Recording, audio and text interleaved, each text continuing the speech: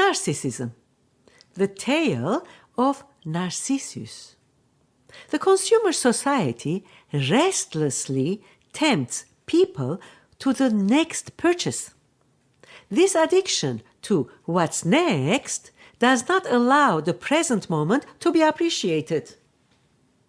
People crave wanting, needing, and getting at any cost the new and improved, the latest, the biggest, and the best.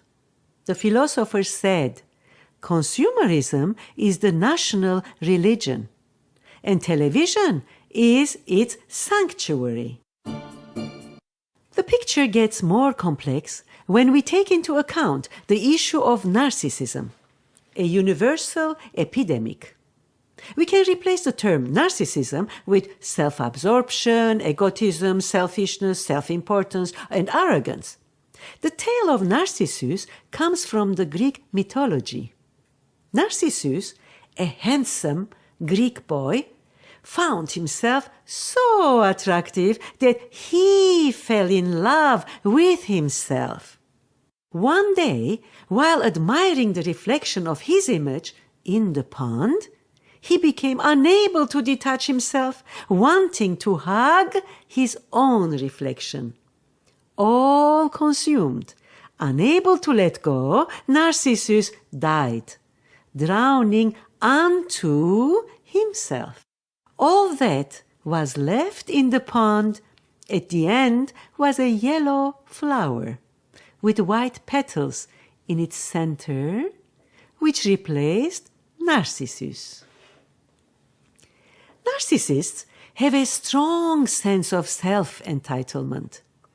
The world owes them. They need to be unique. They project overconfidence and the need to admire themselves with ample arrogance, relentless self-promotion, self-centeredness, manipulative behavior, and lack of empathy.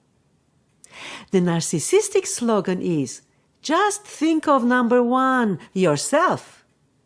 In relationships, initially, narcissists can be quite charming and they can fool most people around. In my opinion, it is not smart to be a narcissist. In the long run, those burned by the narcissist may abandon ship and let the narcissist drown in their own reflections, you see. Parents can teach their children the value of empathy and the beauty of giving and sharing rather than manipulating others in the pursuit of taking. I like the motto, users are losers. And the narcissist is a user. Users are losers. Don't forget that. Looking after number one, as well as narcissism, are both promoted by the current trends in society. My mother, Louise Aznavour, in her 90s, a teacher by vocation for so many years, has a sharp take on the way in which 10 Commandments are practiced today.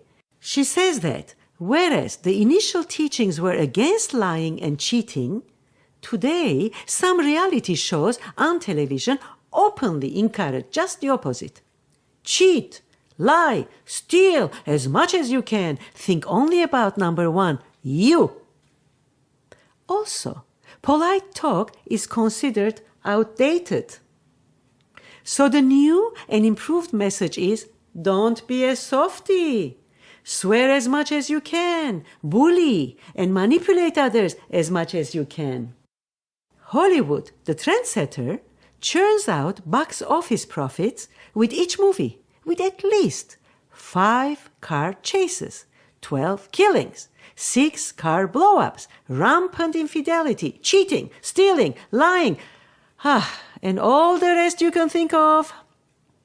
The commandments promoted to honor thy father and thy mother. Well, psychiatrists, psychologists, and talk show hosts took care of that one too. The slogan in therapy became, blame your parents as much as you can for your imaginary problems. Poor you. While writing this book, advice came from a friendly critic.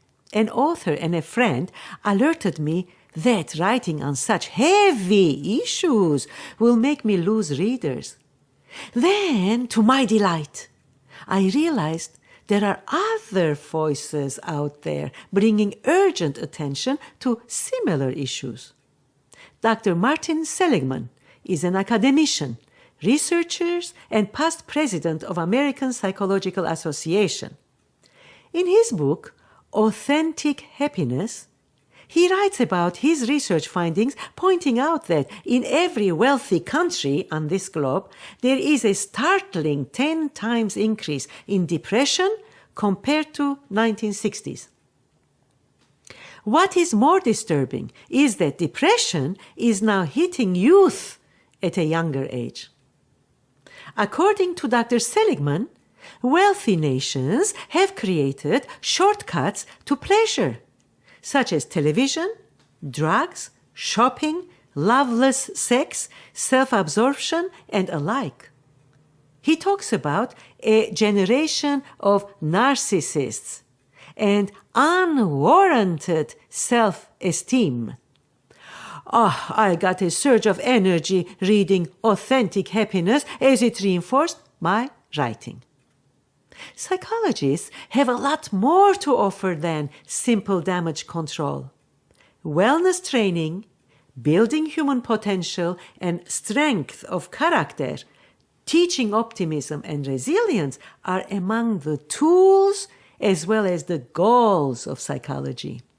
Meanwhile, the main focus of my book is on practical self-help for a more positive, adaptive, and happier life.